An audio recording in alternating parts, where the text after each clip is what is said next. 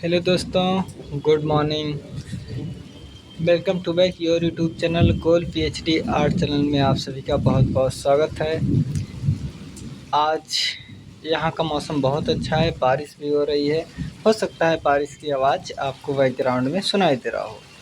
तो बहुत अच्छा मौसम है। चलिए हम ज़्यादा समय ना लेते हैं, पढ़ना शुरू करते हैं। पहाड़ी चित्रकला, जिसमें स्त्रियों का बेजोड़ चित्रण के लिए जाना जाता है। तो चलिए अब हम आगे इसी क्रम में पढ़ते हैं। ठीक है दोस्तों, 20वीं सदी की शुरुआत में पंजाब और हिमालय की घाटियों में विकसित हुई एक उन्नत शैली की पेंटिंग मिली। ये पेंटिंग मुग़ल शैली से अलग है। ये पेंटिंग मुग़ल शैली की पेंटिंग से अलग थी। ये कलाकृतियाँ पहाड़ी संस्कृति की सुंदरता, भव्यता, युवा जोश को जीवंत रूप में दर्शाती हैं। यह संस्कृति सिंधु घाटी से लेकर गंगा के उद्गम स्थल तक के उस क्षेत्र में फैली हुई थी जहाँ छोटे छोटे राज्य मौजूद थे।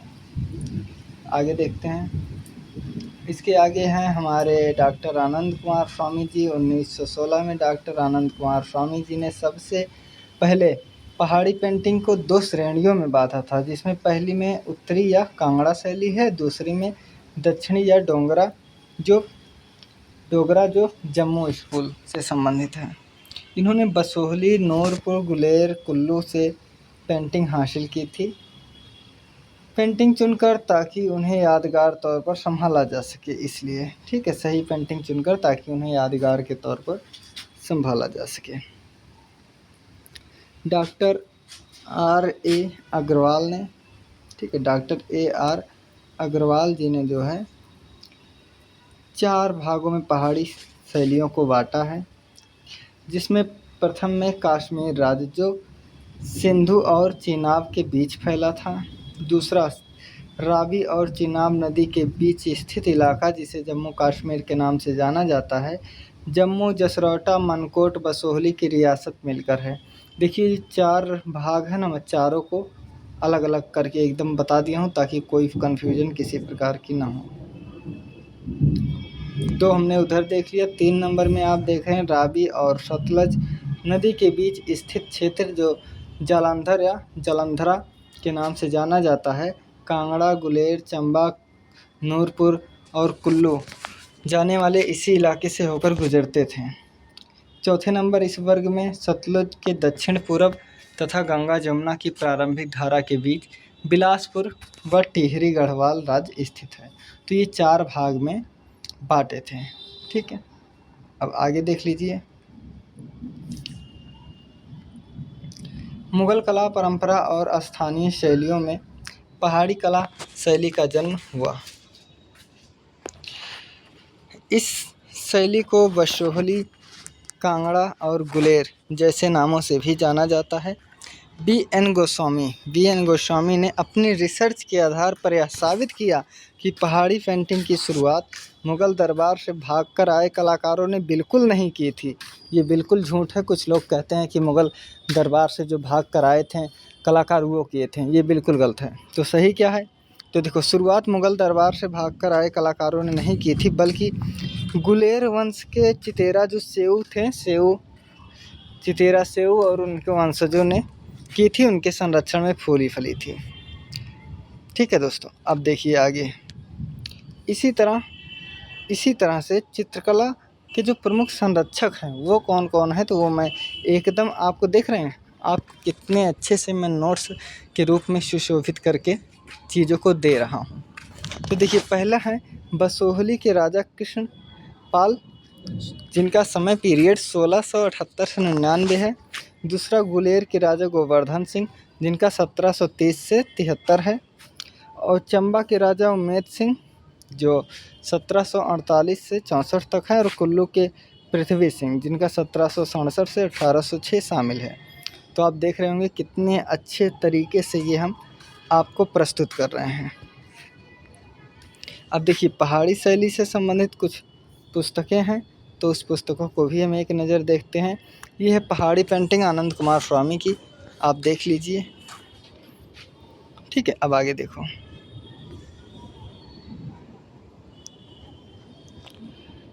चलिए,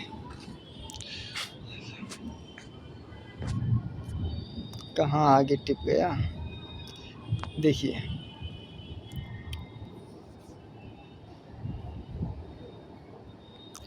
पहला आनंद कुमार स्वामी ने जो 1916 में इन्होंने पुस्तक लिखे थे, पहला राजपूत पेंटिंग और दूसरा हिंदू पेंटिंग ऑफ हिमालयाज है। ओसी गांगुली साहब 1926 में लिखे हैं। इनकी बेहतरीन कृत है मास्टरपीसेज ऑफ राजपूत पेंटिंग। और जेसी फ्रेंच जी का है हिमालयन आर्ट। WG आर्चर का है Indian painting in Punjab hills और कांगड़ा पेंटिंग।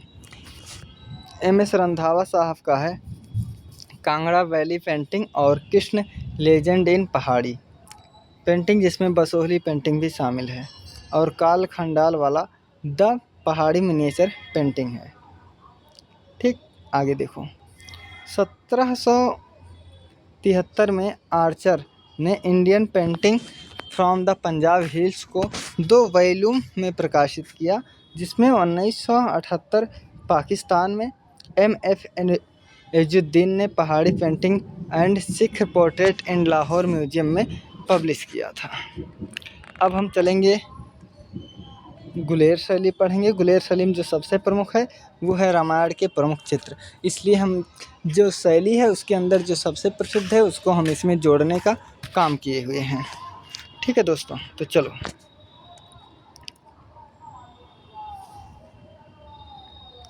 देखिए। गुलेर शैली जो कांगड़ा शैली से बहुत मिलती जुलती है। कांगड़ा शैली को आकार देने और उससे ऊंचाई तक पहुंचाने में अहम भूमिका निभाई।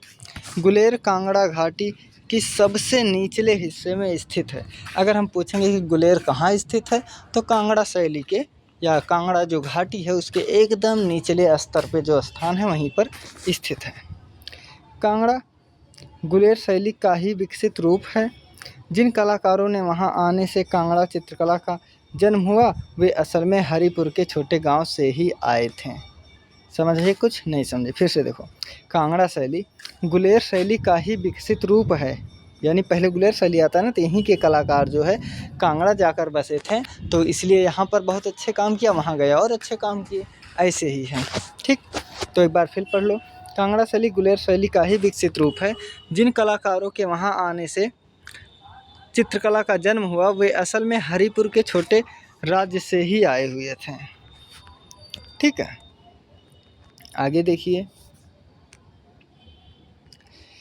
एक बार शिकार पर निकले कांगड़ा के राजा हरिश्चंद्र अपने साथियों से बिछड़कर जंगल में भटक गए और एक कुएं में गिर पड़े। वहां लंबे समय तक महल नहीं लौटे। उन्हें मृतक मानकर उनकी रानी जो है वो सती हो गई और छोटे भाई ने गद्दी पर बैठ गए, क्योंकि सब कोई जान गया कि राजा जो है मर गए। फिर जब राजा ने अंत में जब राजा ने अपने भाई से विद्रोह न करके उन्होंने गुलेर में आकर न अपनी नवीन शैली हरिपुर की नींव रखी। अब इसे आप मेरे हिसाब से समझिए। ये जो राजा हरिश्चंद्र थे ये शिकार करने जंगल में गए थे, तो वो रास्ता भटक के एक कुएं में गिर पड़े। अब जब कुएं में गिर पड़े तो और जो क्योंकि वो भूल गए थे, रास्ता भटक गए थे, उनके साथ कोई था नहीं, तो 1 दिन ढूंढे, 2 दिन ढूंढे, 3 दिन ढूंढे। फिर इसके बाद क्या हुआ, लोगों ने ये मान लिया कि राजा मर गए और तब सती प्रथा चलती थी, तो इनकी रानी जो है सती हो गई, मर गई। तो अब राज्य का तो देखभाल कोई करना चाहिए, तो इनका छोटा भाई जो है राजा गद्दी पर बैठ गया बनकर और राज्य संभालने लगा। तब जब ये वापस आए, कुएं में से कोई निकाला और जब वापस आए तो देखें, अरे मेरे गद्दी पर तो मेरा भाई बैठा है। तो जिस तरह मुग़लों में आप देखेंगे कि वहाँ पर भाई की जान लेकर, पिता की जान लेकर इन सब चीज़ आप पढ़े हैं, यहाँ इन्होंने ऐसा बिल्कुल नहीं किया। निर्दयता का कोई सीमा इन्होंने नहीं क्रॉस की। इन्होंने कहा ठीक है, मेरा भाई अगर वहाँ का राजा बन गया है तो मैं चलता हूँ दूसरी जगह अपनी राजधानी बनाऊँगा और मैं वहाँ राज्य करूँगा, भाई भी अपना खुश रहे, हम भी खुश रहें। तो यही सोचकर इन्होंने गुलेर में आकर हरिपुर राज्य में नींव डाली थी। ठीक है दोस्तों, कन्फ्यूजन नहीं है ना? बिल्कुल। गुलेर का महत्व उसकी भौगोलिक स्थिति के कारण स्थापित हुआ। 200 साल बाद यह राज्य 17वीं शताब्दी में पहुंचा था। ठीक है दोस्तों, आगे देखो। गुलेर राज्य को भी मुगल संरक्षण प्राप्त था। गुलेर के शासकों जैसे राजा रूपचंद, जिनका समय पीरियड 1610 से लेकर 35 तक था, को शाहजहां से समर्थन मिला। बाद में मान सिंह के शासनकाल में कला शिथिल पड़ गई।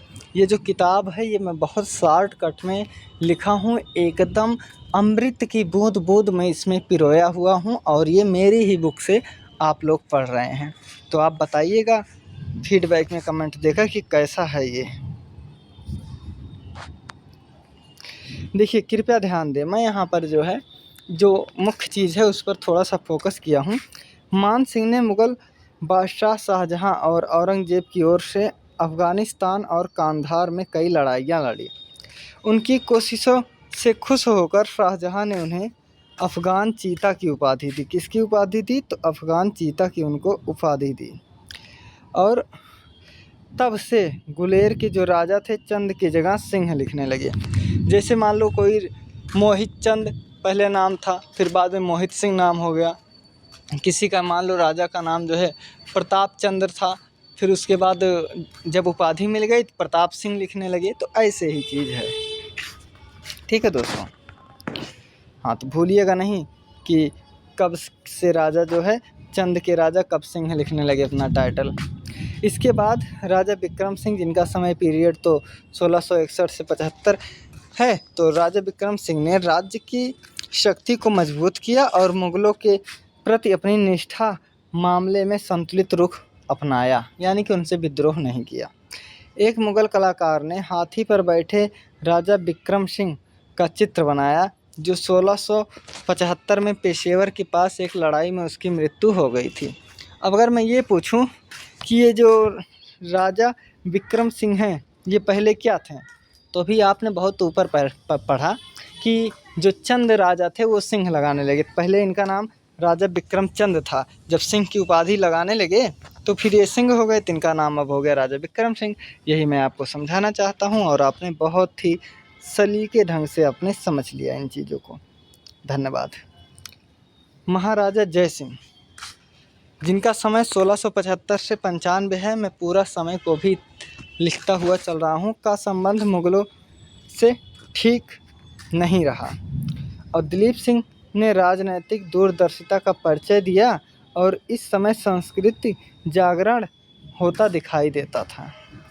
राजा गोवर्धन सिंह और प्रकाश सिंह के लिए यह शांति और कला का उन्नति का समय था। किसके? राजा गोवर्धन सिंह और प्रकाश सिंह के समय। ठीक है दोस्तों, आगे देखो। अब आगे हमारे जेसी फ्रेंच स्थानीय बोली में लिखा है कि इस शासक को पहाड़ों में घुड़सवार युद्ध के नायक के रूप में याद किया जाता है। कृपया ध्यान दीजिए, इस पर भी ध्यान दीजिए। राजा संसार चंद्र ने पहाड़ी शैली के कलाकारों को संरक्षण दिया। इस शैली को कलात्मक अभिव्यक्ति के रूप में एक अद्भुत नमूने के रूप में स्थापित करने में महत्वपूर्ण भूमिका निभाई थी। अब हम देख लेते हैं कि गुलेर शैली के कलाकार कौन कौन हैं। ठीक है दोस्तों, चलिए। तो अभी हमने बताया था ना कि गुलेर शैली को मुग़ल शैली के कलाकारों ने कुछ नहीं किया था, यहीं के थे। तभी डिटेल में देखते हैं। गुलेर शैली के प्रारंभिक पंडित सेऊ और उनके दोनों पुत्र मानकू और नैनसुख को है, जो 1750 में एक पेंटिंग जिसमें राजा गोवर्धन अपने बेटे प्रकाश चंद के साथ हुक्का पीते हुए दिखाया गया है। और जो गोवर्धन सिंह थे ना, इनको घुड़सवारी का बड़ा शौक़ था, खूब घुड़सवारी करते थे। तो ये देखो महाराज जी हुक्का पी रहे हैं। ठीक है, राजा गोवर्धन अपने बेटे के साथ हुक्का वाला ही दृश्य है। आगे देखिए। आगे आप देख पा रहे हैं कि 1740 में उन्होंने मैदानी इलाकों में आए मुग़ल युगीन परंपरा के कलाकार नैनसुख के साथ मिलकर जम्मू के मियां बलदेव सिंह के शाही परिवार का चित्रण किया। अब यहाँ देखो 1740 में कह रहे हैं कि मुग़ल से जो कलाकार आए थे वो नैनसुख के साथ मिलकर मियां बलदेव सिंह के परिवार में जो है काम किए। नैनसुख और उनके परिवार के सदस्यों ने गुलेर शैली के चित्र बनाए हैं। ठीक है, अब कन्फ्यूजन ख़त्म। ये है राजा दिलीप सिंह। कौन? ये हैं राजा दिलीप सिंह। आप देख लीजिए, एकदम नवयुवक लग रहे हैं, जैसे बहुत ज़्यादा इनकी उम्र होगी तो 17-18 साल।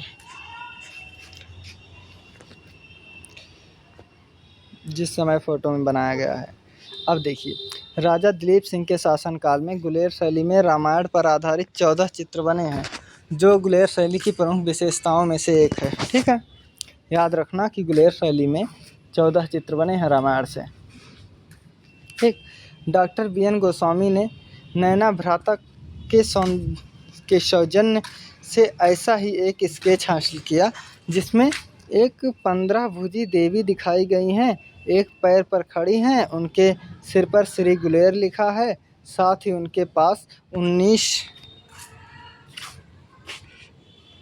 ठीक है, साथ 19 नाम भी ठीक से लिखा है। और 19 नाम क्या क्या है वो हम दिखा देते हैं।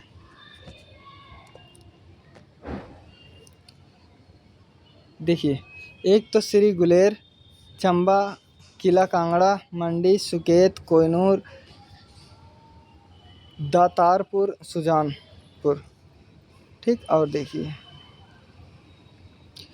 मनकोट, जम्मू, शाहपुर, श्रीजय सिंह, नूरपुर, बसोहली और जसवान आदि।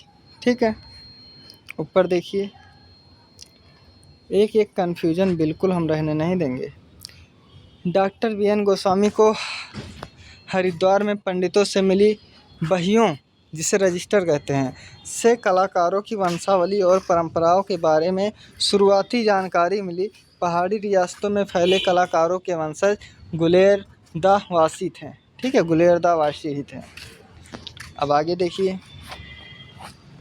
गुलेर शैली की अगर हम विषय देखते हैं, ठीक है, तो इसके विषय के बारे में जो लिखा है वो है, अगर हम धार्मिक चित्रण देखते हैं तो गुलेर शैली के धार्मिक क्षेत्र में गीत गोविंद, शिव परिवार, रामायण तथा महाभारत की चित्रावली, कृष्ण चरित्र का चित्रण हुआ है।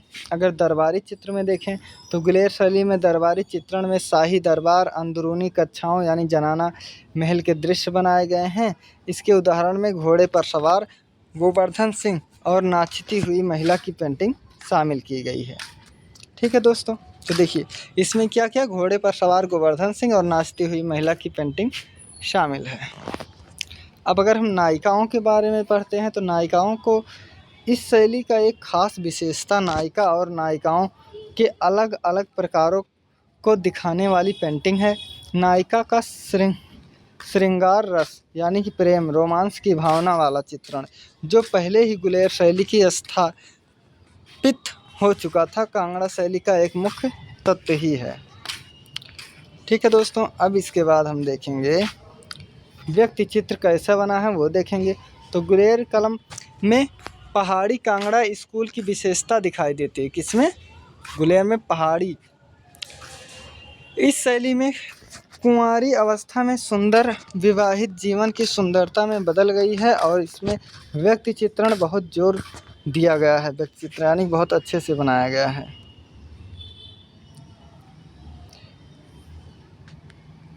देखिए कांगड़ा शैली अब शुरू हो गई। तो देखिए पश्चिमी हिमालय में 20 से 22 राज्यों में कांगड़ा का स्थान प्रमुख है। कांगड़ा के सबसे पुराने राजवंशों में कटोच राजवंश की गिनती गिनी जाती है। इसकी उत्पत्ति का स्थान कांगड़ा ही है। यह शैली मुगल पारंपरिक, प्राचीन भारतीय, राजस्थानी हिंदू कला संवेदनाओं के अनूठे मेल को दर्शाती है। ठीक, ये चित्र आप देख लीजिए। आगे देखिए संसार चंद्र का चित्र है। ठीक है, आगे देखिए।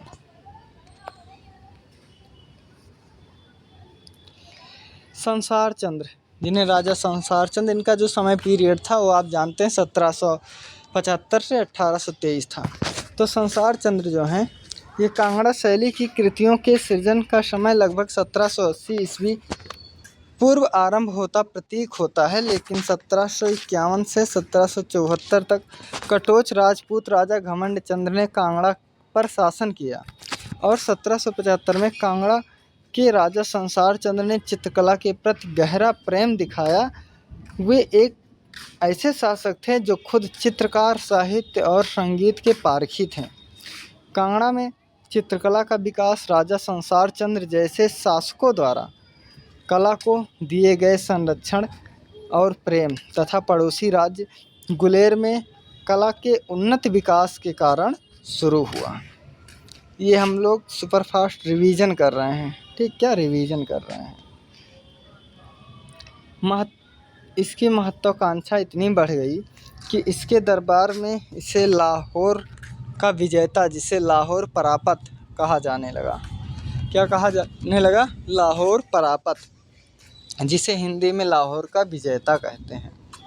ठीक है। राजा संसार चंद्र की मृत्यु के बाद उनका पुत्र अनिरुद्ध सिंह गद्दी पर बैठे। अनिरुद्ध सिंह के 2 पुत्र हुए, रणवीर चंद और प्रबुद्ध सिंह।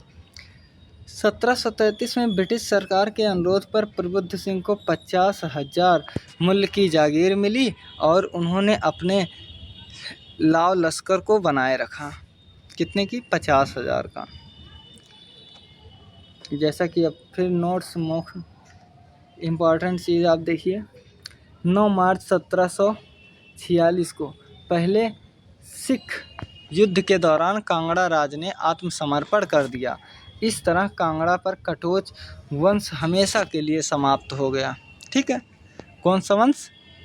कटोच वंश हमेशा के लिए इस तरह से समाप्त हो गया। कला के तलबगार राजा संसार चंद्र, यानी कि कला के प्रणेता, कला के तलबगार, कला के प्यासे या कला प्रिय राजा संसार चंद्र। राजा संसार चंद्र का जन्म 1765 में कांगड़ा जिले की पालमपुर तहसील में लावा गांव के पास एक गांव में हुआ था। इनके पिता तेजचंद केवल 1 साल ही शासक कर पाए, फिर उनका निधन हो गया और 1775 में, यानी कि 10 वर्ष बाद, 1775 में, यानी कि 10 वर्ष की उम्र में गद्दी संभाली। कहा जाता है कि उनके पूर्वजों में से एक सुशर्मान थे। क्या? एक सुशर्मान थे जिन्होंने महाभारत के युद्ध में कौरवों से लड़ाई की थी। ऐसा कहा जाता है कि उनके पूर्वज थे। राजा संसार चंद्र का नाम इतिहास में अमर हो गया, जिन्होंने 1775 में अपने गौरवशाली राजवंश की शान को चरम सीमा तक पहुंचाया था। तारीख़ पंजाब के लेखक मोइनुद्दीन एक ऐसी रचना लिखी जिसमें उन्हें कांगड़ा के राजा के से काफ़ी इनाम मिला था। इतनी अच्छी उन्होंने रचना रची कि राजा उससे खुश हो गए और इनको खूब सारा इनाम दिए। अच्छी परख और काबिलियत की कद्र करने वाले स्वभाव के कारण, क्या? अच्छी परख और काबिलियत की कद्र करने वाले स्वभाव के कारण उस दौर के लोग संसार चंद्र की दरिया दिली की वजह से उन्हें अपने समय का हातिम मानते थे और उनकी तुलना रुस्तम से करते थे। ठीक। देखिए, अगर वो जात पात रूप रंग नहीं देखते थे। अगर आपके अंदर काबिलियत है तो वो आपको जो है मदद करेंगे, आपको संरक्षण देंगे। तो उसी बारे में दिया कि उनकी दरिया दिली के लिए हातिम और उनकी तुलना रुस्तम से की जाती है। फिर कांगड़ा के इतिहास में 1786 से 1805 तक स्वर्णिम काल रहा कांगड़ा शैली का। ठीक है। क्या था? कांगड़ा शैली का ये स्वर्णिम काल था। संसार चंद्र का यह प्रेम संबंध 1820 तक बिना किसी रुकावट के चलता रहा, एकदम सरसो। ठीक है। अब आगे देखो कि आखिर फिर आगे तब क्या हुआ।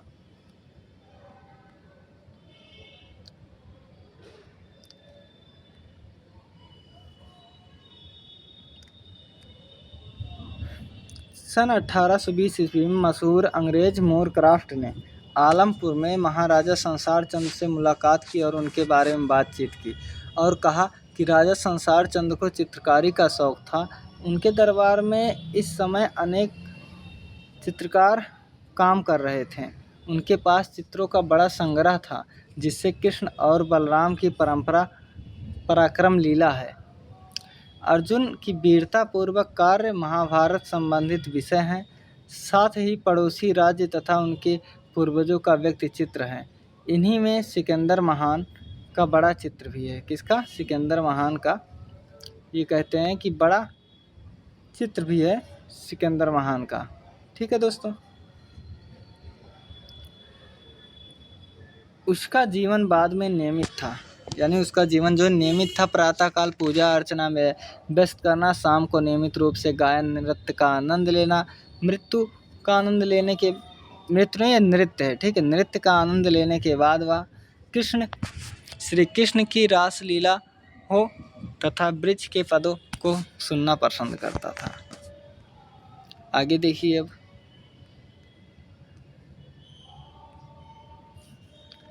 सन 1805 से 10 ईस्वी में राजा संसार चंद्र हुक्का पीते हुए चित्र है, जो राजा संसार चंद्र वैष्णव संप्रदाय के अनुयायी थे और कृष्ण भक्त थे। ये चित्र इनका मिला है, ठीक है दोस्तों। आगे देखो।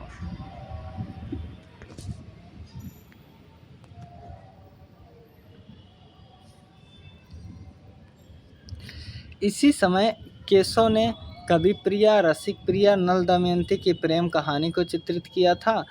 यह जयदेवकृत गीत गोविंद, बिहारी सतसई और भगवत पुराण का भी चित्रण यहाँ पर हुआ है। कांगड़ा स्कूल पेंटिंग से प्रभावित होकर कला समीक्षक आनंद कुमार स्वामी ने कहा कि यहाँ प्रेम के चित्रण में जो उपलब्धि दिखाई देती है उसका महत्व चीनी कला के में लैंडस्केप पेंटिंग के समान है, ठीक, प्रकृति दृश्यों की चित्रकारी के समान है। आगे देखिए।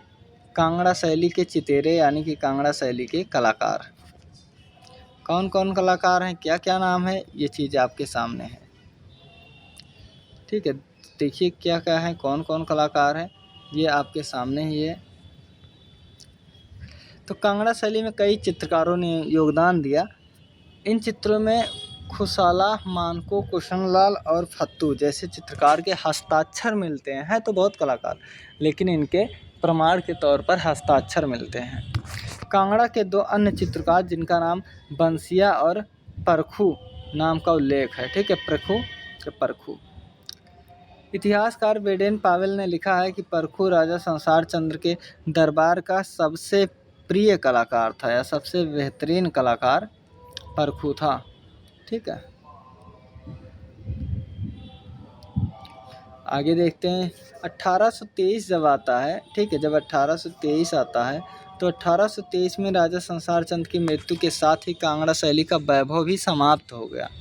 जब राजा मरे तो कलाकार इधर उधर छितड़ बितड़ हो गए और समाप्त हो गया, अस्तित्व ही यानी वैभव समाप्त हो गया। हालांकि टिहरी के शासक सुदर्शन शाह के शासनकाल में राजा अनिरुद्ध सिंह की दो बेटियों की शादी के बाद कांगड़ा स्कूल के कुछ चित्रकार वहां आ गए। अनिरुद्ध सिंह शिमला में रहने लगे और कांगड़ा कलम उसके साथ थी। देखिए, सुदर्शन शाह की अनिरुद्ध सिंह की जो दो बेटियां थी उनकी शादी कांगड़ा में हो गई। तो जो कुछ कलाकार जैसे देखो रामायण काल में जैसे कैकेयी के साथ मंथरा आई थी, वैसे ही जो है आते थे, तो इनके साथ कलाकार आए थे, ठीक है। आगे देखो। अब कांगड़ा शैली की विशेषता देख लीजिए कि क्या विशेषता रही है कांगड़ा शैली की।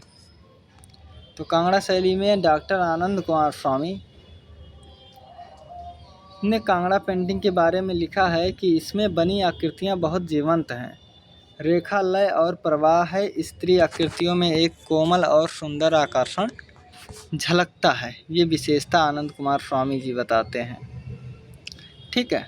साथ ही हम देख पा रहे हैं, देखिए, साथ ही हम लोग देख पा रहे हैं, पहला, कांगड़ा शैली मुख्य रूप से चित्रात्मक और रोमानी है। कैसी है? चित्रात्मक और रोमानी। दूसरा, कांगड़ा शैली की पेंटिंग रामायण, दुर्गा सप्तशती, महाभारत, शिवपुराण, हरिवंश, इनमें अमीरहट्ट, नल दमयंती, बिहारी सतसई, गीत गोविंद, रसिक प्रिया, 12 मासा राग माला, श्रीमद् भागवत पर आधारित है। इसमें नायिका को 8 चरणों में दिखाया गया है, ठीक है। 4 नंबर आप देखिए, ये है कांगड़ा शैली। कांगड़ा शैली के दरबार के दृश्यों और चित्रों को भी दिखाया गया है। कांगड़ा शैली में कलाकार के लिए ब्रश के लिए गिलहरी, बकरी और न्योले के बालों का प्रयोग किया गया है। कांगड़ा पेंटिंग में दरवाजे, सुंदर नक्काशी, पर्दे, शानदार फर्श, कालीन दिखाए गए हैं। और कांगड़ा पेंटिंग के में जो है, ठीक है, कांगड़ा पेंटिंग में पंछियों को इस तरह दिखाया गया है, वे इंसानी भावनाओं को दर्शाते हैं। उदाहरण के लिए सारस, मोर, मोरनी के साथ बगुले को भी बिछड़ने के दुख के रूप में दर्शाया गया है। कांगड़ा पेंटिंग में मुगल पेंटिंग की तरह नीचे की तरफ एक आड़ी रेखा खींची गई है। इस चित्रण में फूल, पौधे, घास, मैदान, अलग अलग आकार की पहाड़ियाँ और झाड़ियाँ शामिल हैं। साथ ही आम, बरगद, पीपल, कचनार, जामुन, शीशम पेड़ और गुलमोहर जैसी पेड़ों की प्रजातियाँ भी दिखाई देती हैं। ठीक है। और अब इसके बाद देखिए, तालाबों और नदियों में पानी के बहाव को दिखाने के लिए लहरदार रेखाओं का इस्तेमाल किया गया है, जबकि बारिश की बौछार को सीधी रेखाओं में दिखाया गया है। कांगड़ा चित्रकला में मृदंग, वीणा, सितार, मंजीरा, ढोलक, बांसुरी जैसे संगीत वाद्य यंत्रों का उपयोग किया गया है दोस्तों।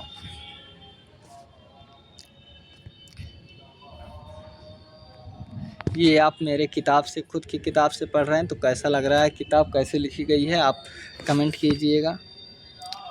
लॉरेंस बिनियन ने कांगड़ा शैली की तुलना में ग्रीस और जापान की बेहतरीन कला परंपराओं से की है। इसमें एक खास तरह की मिठास है। इन्होंने कहा कि यहाँ कांगड़ा शैली की जो चित्र लग रहे हैं तो ग्रीक और जापान के लग रहे हैं, इसमें एक अलग सा मिठास है। अदिश बनर्जी कहते हैं कि कला अपने प्रकाश की उपज होती है, अपने वातावरण की उपज होती है।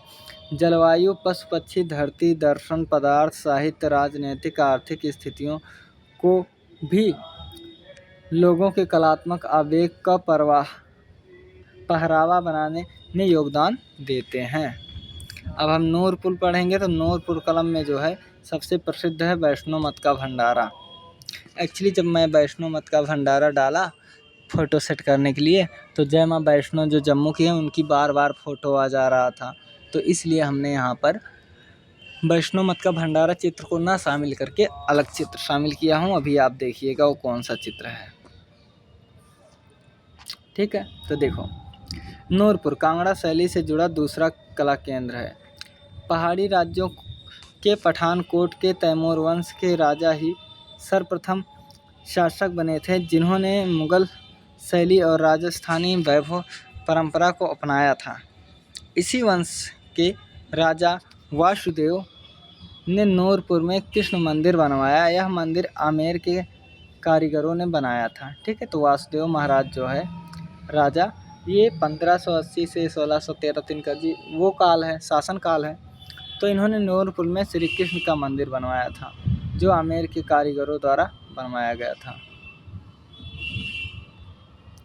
ये देखिए, कहा जाता है कि अकबर के शासनकाल में राजा वासुदेव मुगलों से टकराव हुआ। हालांकि इसके विपरीत उनके बेटे सूरजमल ने अक्सर जहांगीर के दरबार में आना जाना रहता था। मान लो पिता ने दुश्मनी की तो बेटे ने उस दुश्मनी को भुलाकर अपना राज्य स्थापित किया। देखिए, नूरपुर में, नूरपुर शहर का नाम नूरजहां के नाम पर पड़ा है। किसके? नूरजहां के नाम पर पड़ा हुआ है। देखिए, इसके बाद जगत सिंह के बादशाह जहांगीर के साथ अच्छे संबंध रहे। राजा जगत सिंह ने कांगड़ा क्षेत्र में स्थित नूरपुर शहर का नाम नूरजहां रख दिया। वही हमने ऊपर दिखाया ना कि नूरपुर जो शहर था उसका नाम नूरजहां रख दिया। तो इसलिए हमने ये चित्र अच्छा समझा, इसलिए यहाँ पर शामिल किया हूँ। 1623 में धौलाधर पर्वत श्रृंखला के बाहरी इलाकों में एक पहाड़ी पर तारागढ़ नाम का किला बनवाया। जगत सिंह के बाद राजरूप ने नूरपुर के सिंहासन पर अपना दावा पेश किया है। पृथ्वी सिंह के बारे में आप जानते हैं कि पृथ्वी सिंह और वीर सिंह ने बारी बारी नूरपुर की सत्ता संभाली।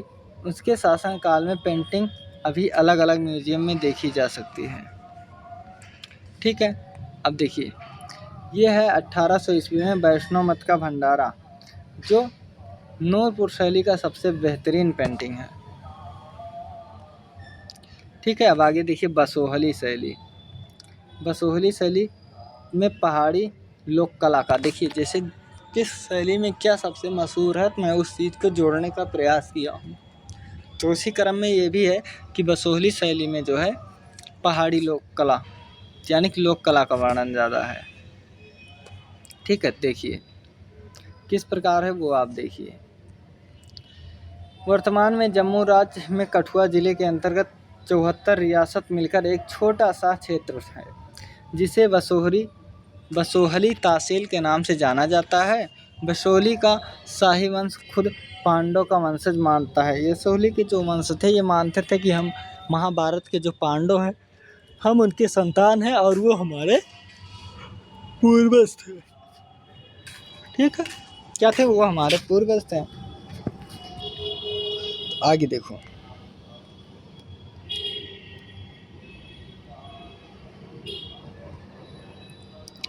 कुल्लू राजवंश में राजकुमार राजा भोपाल बसोहरी राज्य के संस्थापक थे। उन्होंने दिल्ली के राज्य की सत्ता खत्म किया और बेलोर को अपनी राजधानी बनाया। बाद में यहाँ राजा बेलोरिया नाम से प्रसिद्ध हुए। देखो, जब बेलोर के राजा थे तो उनको बेलोरिया कहा गया। ऐसे ही आप इतिहास में बहुत नाम पढ़ें, नाम को जो है सुनेंगे। ठीक है, आगे देखो। आगे 1630 में राजधानी के बेलोर में बसोहली स्थानांतरित कर दिया गया, जो रावी नदी के दाहिने किनारे पर 19 किलोमीटर दूर स्थित था। बहुत से लोगों ने बसोहली शहर का दौरा किया, जिनमें से 1835 और 1839 के बीच फ्रांसीसी यात्री विगने ने बसोहली का दौरा किया। बाद में 1928 में अजीत घोष और 30 में जेसी फ्रेंच और इनके अलावा भी बहुत लोगों ने यहाँ का दौरा किया। ठीक है दोस्तों, देखिए बसोहली कला का संरक्षण कौन कौन कब कब दिया ये चीज़ देखिए। तो बसोहली के राजा कृष्णपाल पहले शासक थे। कब? 1590 में पहले शासक थे, जिन्होंने अकबर से मुलाकात की और कीमती तोहफे के साथ मुग़ल दरबार में हाजिर हुए। बसोहली यहीं से फूली फली, यानी कि उसका जो उन्नत काल है यहीं से शुरू हुआ है।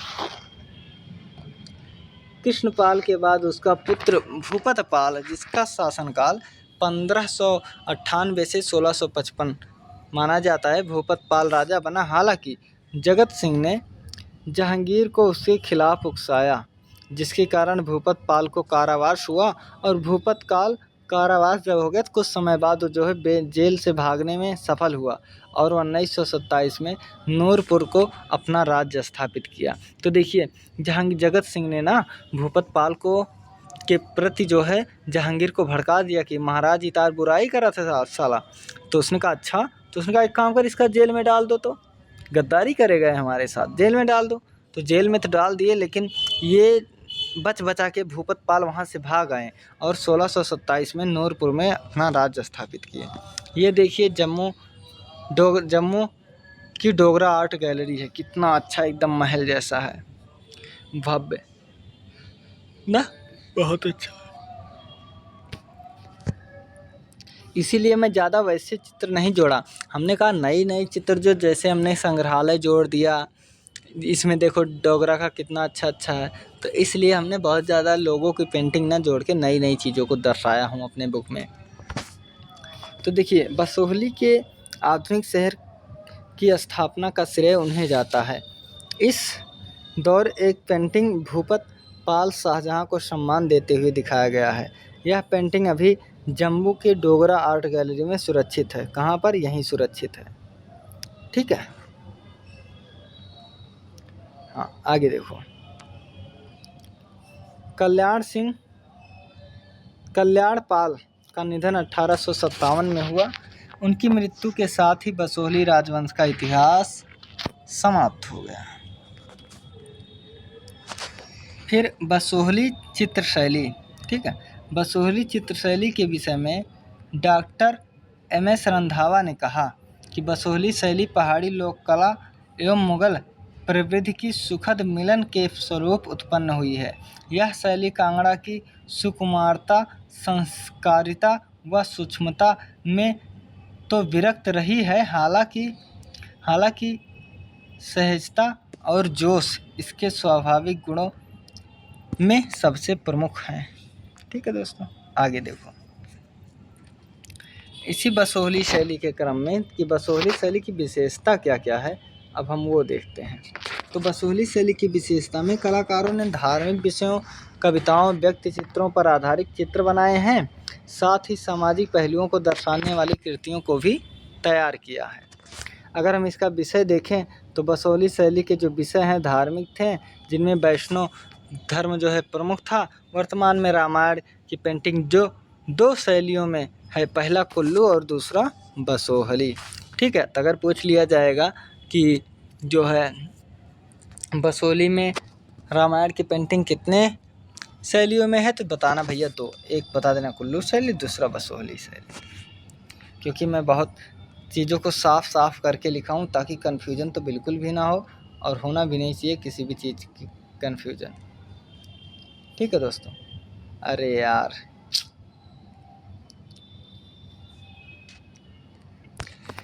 महिलाओं का अगर हम चित्रण देखें तो इस पेंटिंग में महिलाओं का चित्रण बहुत कोमल और सुंदर है।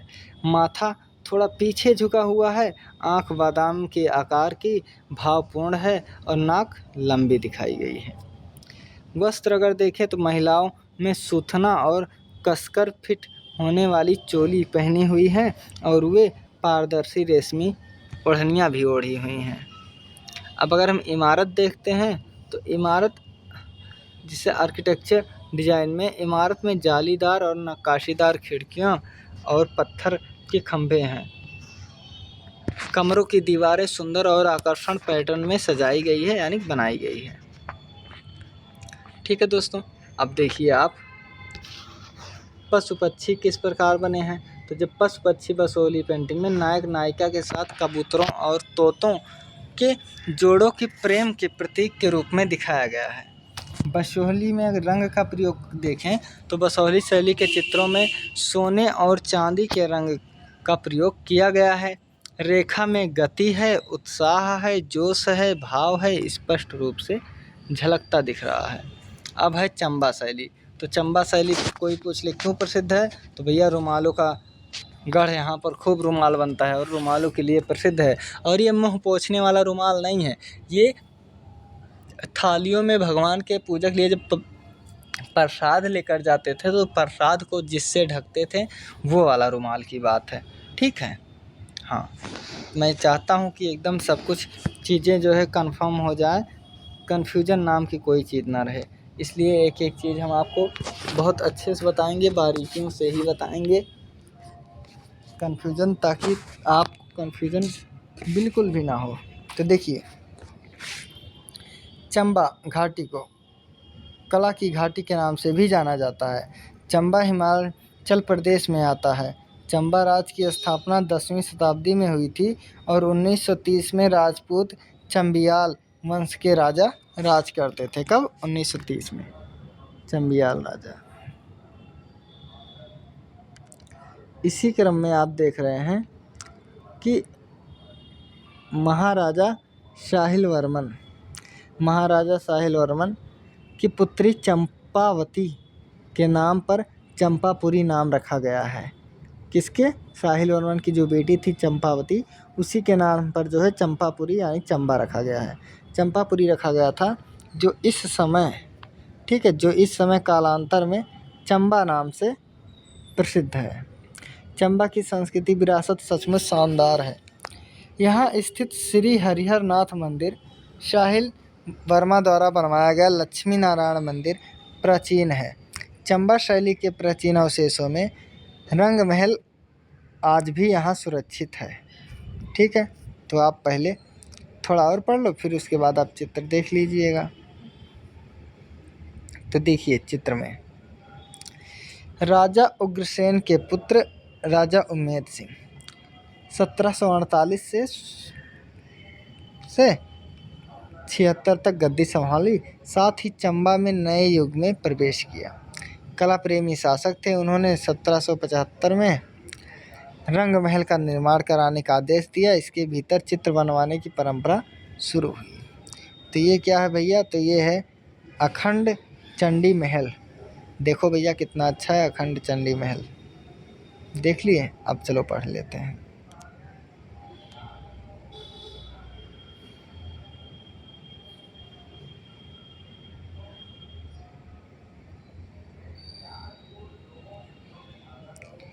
राजा उम्मेद सिंह ने अखंड चंडी महल की स्थापना की। राजा उम्मेद सिंह के बाद राजा राज सिंह चंबा महल का काम पूरा किया और राजा राज सिंह अपनी रानी के साथ प्रसिद्ध चित्र यहाँ पर चित्रित किया गया है।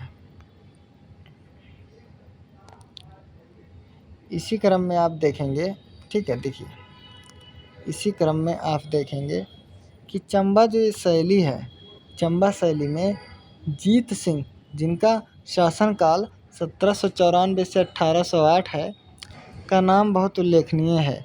इतने अच्छे अच्छे कलाकारों को आमंत्रित किया और पूर्वजों के समय से आ रहे कलाकारों को उचित सम्मान दिया।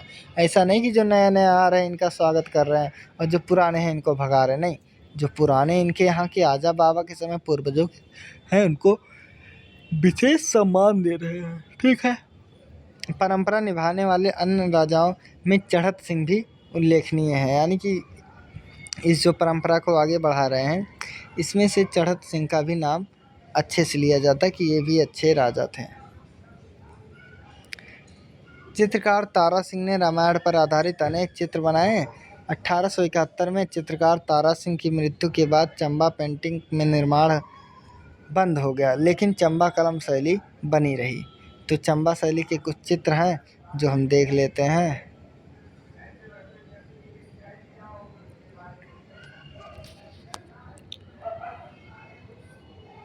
देखिए,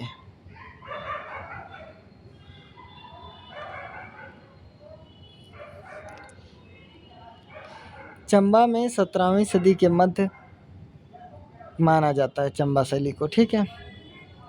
इसमें दिखाए गए पौराणिक विषयों में अनिरुद्ध, उषा, कृष्ण और रुक्मिणी, सुदामा और कृष्ण शामिल थे। उपयुक्त विषयों में ऋतुओं का उत्कृष्ट चित्रण है। इसके अलावा बालकांड, अयोध्याकांड, अरण्यकांड, किष्किंधाकांड, सुंदरकांड और लंकाकांड, यानी कि रामायण के 7 कांडों का वर्णन है। अब हम अगर चंबा के चित्रकार देखें तो चंबा के चित्रकार का भी एक अच्छी खासी नाम है, ठीक है। और कौन कौन है ये देख लीजिए। तो बंशीधर, कृष्ण, ईश्वर, मगनू, हीरालाल और गंगाराम, ठीक है। गंगाराम के अलावा गंगाराम, बिल्लूराम, मिस्त्री, प्रेमलाल, दुर्गा और मांगू आदि कलाकार चंबा शैली में उल्लेख किया गया है और मैं इनको एक ही जगह पर जो है रखने का काम भी किया हूँ।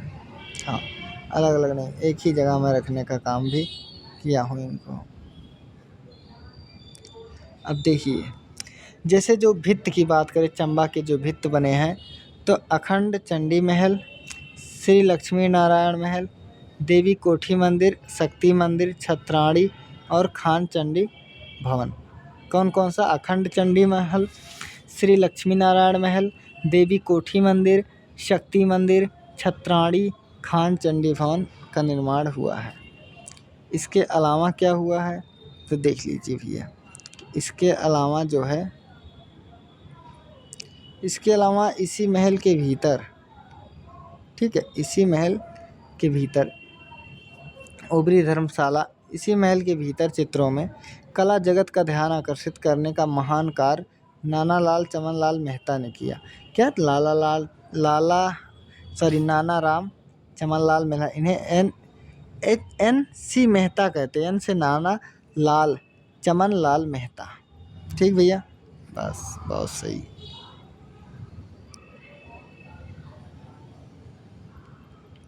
आगे देख रहे हैं कि 1952 में Victoria and Albert museum London में W.G. आर्चर ने इसी समस्या पर प्रकाश डाला था। बाद में जगदीश मित्तल और डॉक्टर हरमन गोएट्स, कार्ल खंडेलवाला मिलकर चंबा पेंटिंग पर रिसर्च की और धीरे धीरे उन्हें लोगों की नज़र में लाए। यानी कि जो लोग रिसर्च करते हैं बहुत बड़ी जिम्मेदारी होती है, और क्या।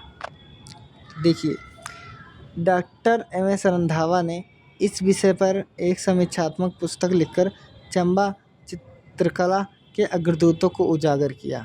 तो चंबा शैली के चित्रों की विशेषता क्या क्या है वो हम विशेषता इधर देखेंगे, ठीक है। तो चंबा शैली के जो विशेषता में है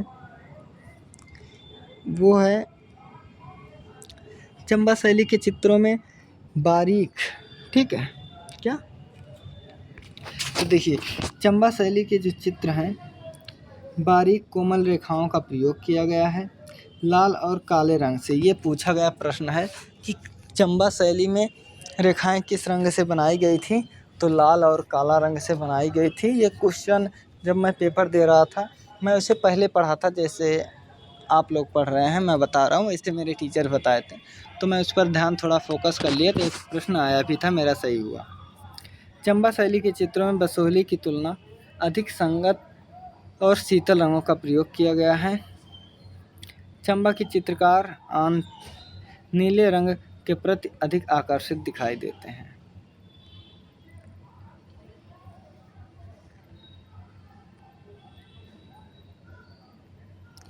मानव आकृतियों में अगर हम बात करें कि मानव आकृतियों में क्या है, तो मानव आकृतियों में ईरानी आकृतियों का चित्रण खास पुरुष और महिलाओं की सुंदरता बहुत खास है। चंबा शैली की आकृतियाँ दूसरी शैलियों से अलग दिखती हैं। इसकी मुख्य पहचान महिलाओं की बड़ी और भावपूर्ण आँखें हैं। अगर हम कपड़े की बात करें वस्त्र सज्जा, तो स्त्रियों के पहनावे में लहंगा, पारदर्शी आंचल और किंचकी का प्रयोग किया गया है। अब प्रकृति जो है यहाँ की, प्रकृति के बारे में बहुत कुछ दिखाया गया है, जिसमें पहाड़ी, नदियाँ, काले बादल, आकाश, नीला आकाश, जंगल, उपवन और बगीचों के दृश्य देखे गए हैं। चंबा शैली में मुगल शैली के भवन बनाए गए हैं। शैली में बसोहली शैली का प्रभाव चंबा में दिखता है। अब यह है कुल्लू शैली। कुल्लू शैली का प्राचीन नाम कुल्टा या कुल्ट था। इस शैली की शुरुआत 1750 ईस्वी में हुई थी। कुल्लू शैली को प्रकाश में लाने का जो श्रेय था वो हमारे जेसी फ्रेंच को था। किसको था? जेसी फ्रेंच को। और इन्होंने अपने हिमालयन आर्ट पुस्तक में, इनकी जो पुस्तक थी हिमालयन आर्ट में, 1931 में इन्होंने उल्लेख किया है। इसी तरह जगदीश मित्तल और जाने माने कला समीक्षक कार्ल खंडालवाला ने अपनी रिसर्च पेश की है। साथ ही अब अगर हम कुल्लू शैली के कला प्रिय शासक को देखें, तो उनमें से जो कला प्रिय शासक रहे हैं उनमें से मान सिंह के शासनकाल में बसोहली के चित्रकार कुल्लू आकर बस गए। असल में कुल्लू के राजा जगत सिंह वैष्णव संप्रदाय के अनुयायी थे। इनके बाद राजा जय सिंह तथा राजा टिहरी सिंह के समय यह शैली सुचारू रूप से चलती रही। किसके? तो राजा मान सिंह और जय सिंह, राजा टिहरी सिंह के समय चलती रही।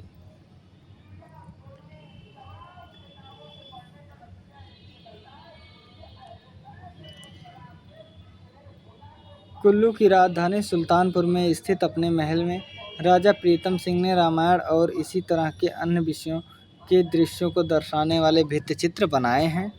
ललित कला अकादमी ने राजा प्रीतम सिंह के बेटे युवराज विक्रम सिंह के महल को दर्शाने वाली पेंटिंग की एक सीरीज तैयार की है। कुल्लू के विषय देखिए, कुल्लू शैली के जो विषय हैं, कुल्लू शैली की पेंटिंग आमतौर पर इन 3 श्रेणियों में बटी है। कितने? 3। कौन कौन है भैया? पहला है कुल्लू के दरबारी संरक्षण में बने चित्र, दूसरा कुल्लू के लोक चित्र, तीसरा कुल्लू के भित्ति चित्र। ये 3 भागों में बटा है। पहला जो है दरबारी चित्र में जो संरक्षण में बन गए, दूसरा लोक कला और तीसरा लोक भित्ति। ये देखिए लोक कला के चित्र हैं, लोक चित्र हैं, आप देख रहे हैं कितने अच्छे से दर्शाया गया है।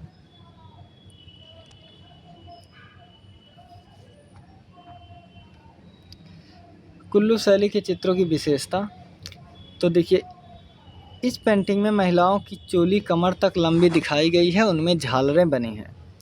ठीक है, उनकी चोली कमर तक दिखाई गई है और झालर लगी हुई है।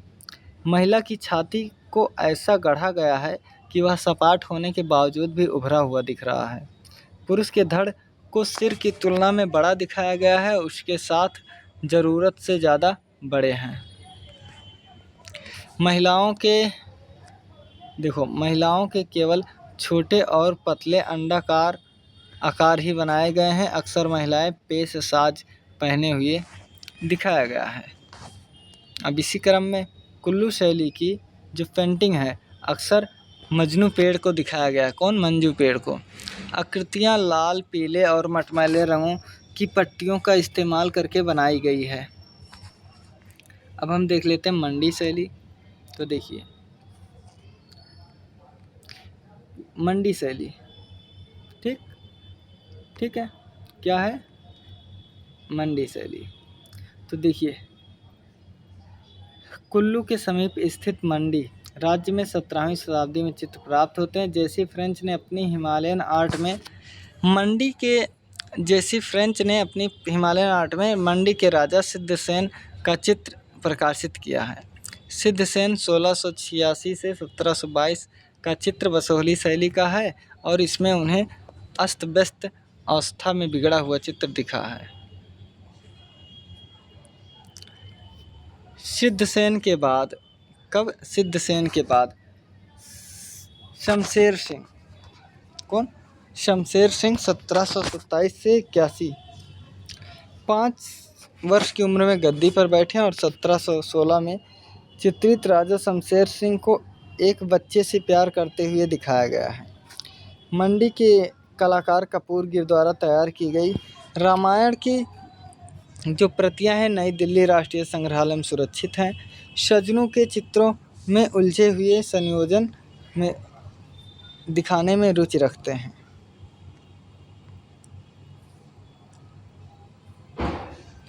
ठीक, इसके एक अन्य चित्र राजा ईश्वरी सेन के समय में शिवरात्रि के मेले का दृश्य चित्रित किया गया है। इस चित्र को मंडी गजेटियर में प्रकाशित किया गया है। किस में प्रकाशित किया गया है? तो इस चित्र को मंडी गजेटियर में प्रकाशित किया गया है। इसी तरह कांगड़ा, कुल्लू, मंडी इन तीनों क्षेत्रों में इसका प्रभाव साफ दिखाई देता है, लेकिन मंडी शैली एक खास शैली का सबसे अहम है, विशेषता सबसे अहम है। ये देखिए टरना का काली मंदिर, हमने नई नई चीज़ों को जोड़ा है। देखिए टरना का काली मंदिर। ठीक, आगे देखो। राजा जालिम सिंह। कौन? राजा जालिम सिंह, जिनका जो है समय काल है 1835 से 1839। काली का उपासक था अथवा उसने 1826 में जालपा तथा टरना के काली मंदिरों का निर्माण कराया था। मियाँ भाग सिंह की हवेली में भित्ति चित्र 1846 से 1851 के बीच की बनी है। कौन सा? मियाँ भाग सिंह की हवेली। सॉरी दोस्तों।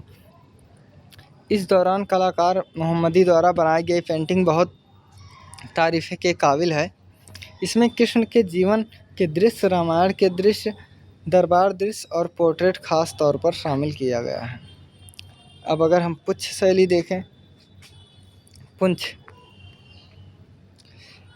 पुंछ नगर जम्मू राज्य में सुदूर उत्तर पश्चिम में स्थित है। कहा जाता है कि 17वीं शताब्दी में जब मुग़ल बादशाह कश्मीर में दरबार लगाते थे तो शाही मुग़ल काफ़िले इसी रास्ते से गुजर कर जाता थे। मतलब जम्मू में जब राजा जो है बादशाह, यहाँ पर मुग़ल बादशाह दरबार लगाते थे तो इनके सैनिक और ये लोग इसी रास्ते से जाते थे। कौन? पुंछ वाली। सिखों ने 1813 में पुंछ रियासत पर हमला किया और उसे हिंदू रियासत के तौर पर स्थापित कर दिया। पहले सिख थे, उन लोगों ने हिंदू रियासत पे बदल दिया। अब देखिए पुंछ के चित्र क्या क्या हैं, तो ये देख लेते हैं। तो पुंछ के जो चित्र है, कहा जाता है कि 1760 के बाद गुलेर स्कूल का एक चित्रकार पुंछ में बस गया। उसी ने यहाँ स्थानीय चित्र के 4 चित्र सेंट्रल म्यूजियम लाहौर में एक पेंटिंग 1755 में गुलेर शैली से प्रभावित थी। ये देखिए नायिका भेद की पेंटिंग है, विरह में बैठी हुई है, किसी का इंतज़ार कर रही है। तो W.G. आर्चर महाराज कहते हैं कि 1750 से 1781 तक की पेंटिंग, इन पेंटिंग के विषय में दरबारी दृश्य, सामंतों के चित्र, नायक नायिकाएं, अलग अलग तरह की नायिकाओं यानी नायिका भेद को दिखाने का काम किया गया है। उसके बाद आ जाता है 1755। ठीक है, कब? 1755। 1755 तक पुंछ में निश्चित रूप से एक उन्नत शैली में चित्र बनाए जा रहे थे और इस शैली में अपनी अलग पहचान थी। यहाँ कुछ पेंटिंग सार्वजनिक संग्रहालय में नहीं बल्कि स्थानीय संग्रहालय में रखे गए हैं। यहाँ पर जो पेंटिंग था वो सार्वजनिक रूप में नहीं रखा गया, निजी संग्रहालय में, जिसका मन है वो अपने घर में रखा है, अपने संग्रहालय में रखा है। अब देखिए विशेषता अगर हम देखते हैं पुंछ शैली की, तो इस शैली में अपनी अलग पहचान है, इसमें किसी दूसरी शैली का प्रभाव बिल्कुल नहीं है। दूसरा, महिला आकृति लंबी और छरहरी है, इसके सिर और माथे गोल, नाक पतली और आंखें चमकदार व कमल के आकार की बनाई गई हैं। और यहाँ ठीक है, और यहाँ रंगों को पूरी तरह सपाट भरा गया है। इमारतों के चित्रण पहाड़ी शैली की तुलना में अधिक भव्य बनाए गए हैं। रंगों का इस्तेमाल जो है मिश्रित रंगों का इस्तेमाल किया गया, जिसमें लाल, गेरुआ, गहरा काला, पीला और एक खास हरा रंग शामिल किया गया है। ये इसकी विशेषता है। अब हम सिख शैली पढ़ेंगे और सिख शैली में गुरु गोविंद सिंह घोड़े पर सवार, ये बहुत फेमस चित्र है, इसलिए मैं शैली के नाम के नीचे जो शैली में जो सबसे प्रवीण चीज़ है उसका मैं यहाँ पर जिक्र कर दिया हूँ। तो देखिए पंजाब और कुछ पहाड़ी राज्यों में कांगड़ा शैली में जो एक जैसी शैलीगत विशेषता देखी गई, उन्हें सिख शैली के नाम से जाना जाने लगा। यह कांगड़ा शैली से निकली हुई शैली है। तो क्या है कि यह जो शैली सिख शैली है, यह कांगड़ा शैली से ही निकली है, यानी कि कांगड़ा शैली इसकी जननी है, इसकी माता है, ये वहीं से उभरी हुई है। ठीक है, आगे देखो। इस शैली में मौलिक तत्वों का विकास बहुत कम हो सका, फिर भी महाराजा रणजीत सिंह, जिनका समय काल 1780 से 1839 है, वे इस शैली के मुख्य संरक्षक थे। उन्होंने इसे एक स्वतंत्र शैली के रूप में स्थापित किया। उन्होंने महाराज की उपाधि धारण की।